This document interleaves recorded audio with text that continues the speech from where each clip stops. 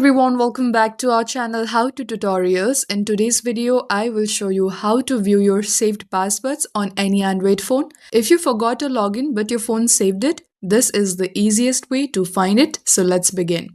First, unlock your phone and open the settings app. So for most Android phones, scroll down and find this option called Google and tap on it. Now go to this all services section. Scroll down until you reach autofill and password section. Here, tap on autofill with Google. Scroll down and go to Google Password Manager. Here, all your saved accounts and passwords will appear. Tap the website or app you want. And here, let me go with codedam.com. Now tap the eye icon next to the password. Your phone will ask for fingerprint, PIN, pattern or face unlock. After confirming, your password will be visible.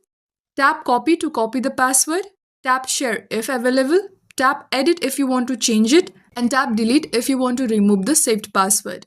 And that's how you view your saved passwords on any Android phone.